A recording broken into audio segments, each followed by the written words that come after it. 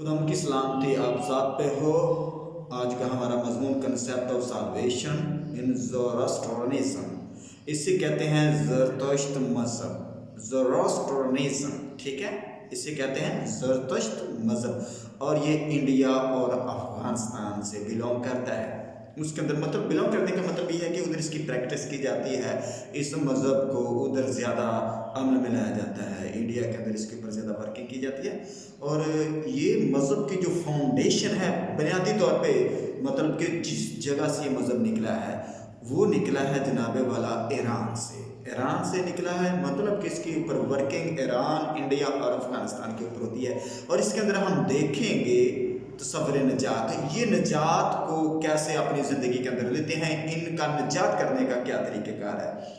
अब ये जो नजात है, ये कहते हैं कि किसी की ज़िंदगी में कोई भी शख्स हो इस दुनिया के अंदर, इनका तसव्वुर ये है कि बुराई के ख़िलाफ़ जीतने वाली जो जंग है ना, जो जीतने वाली आपकी स्ट्रगल है, जो आपकी जद्दोजहद है, उसको नजात कहते हैं।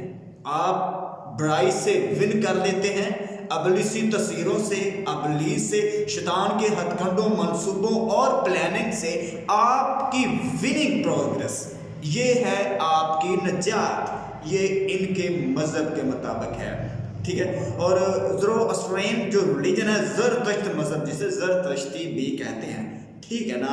अब ये कहते हैं नजात हमारी ज़िंदगी के अंदर किसी भी फर्द की एक स्ट्रगल है बुराई के खिलाफ, इनका तस्वर है, ठीक है। और इनके ऊपर जो ट्रस्ट है इनका रिलीजन का, वो ये कहते हैं कि जो आपकी जो जद्दोजहद, आपकी जो स्ट्रगल है, यही आपकी जन्नत है। आपकी जन्नत इस दुनिया के अंदर ही है अगर आप बुराई के ऊपर विनर हो, अगर आप विन कर जाते हैं बुराई के ऊपर, आपकी फतह, ये आपकी इस दुनिया के अंदर जन्नत है। मतलब ये है इनके कहने का, इस बात से अगर देखा जाए कि आपकी जन्नत इस दुनिया के अंदर है, बुराई के खिलाफ जद्दोजहद, और आप जद्दोजहद के अंदर आपकी सक्सेस, आपकी जन्नत कहलाती है, आपकी निजात कहलाती है इस दुनिया के अंदर। ये नेक्स्ट वर्ड जिसे कहते हैं अदालत, रोज़े महशर, अदालत पे इनका ट्रस्ट नहीं है। ये अदालत के ऊपर, खुदा पे, खुदा की खुदाबंदी पे और क्रिएशन पे इनका कोई बिलीव नहीं है। ये सिर्फ़ और सिर्फ अपनी जद्दोजहद के ऊपर इनका ट्रस्ट है कि हम जब सक्सेस हो जाते हैं अपने मकसद में, जब हम कामयाब हो जाते हैं, बुराई के ऊपर हम फतह पा लेते हैं, तो हम नजात पा लेते हैं, हम कामयाब हो जाते हैं। ये इनका तसव्वुर है इस मज़हब का, ठीक है। अब आज के दिन इस मज़हब के ऊपर बाकायदा तौर पे प्रैक्टिस की जाती है, इस मज़हब की। इंडिया के अंदर इसको प्रोसेस में लिया जाता है, अफ़गानिस्तान के अंदर और ईरान के अंदर भी इस मज़हब के ऊपर अमल किया जाता है, अमल दरामद मतलब कि किया जाता है। और ये बहुत कदीम मज़हब है और नापायद का मतलब होता है कि ये मज़हब किसी न किसी शख्स की पैदावार नहीं है, कोई इसका फाउंडर नहीं है, कोई इसका बनाने वाला नहीं है।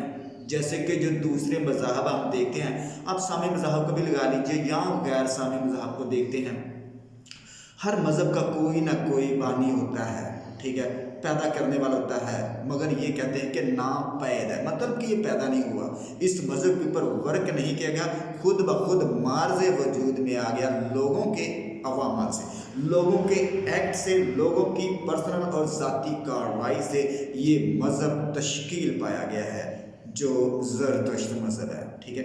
ये था इनका नजात का तसव्वुर।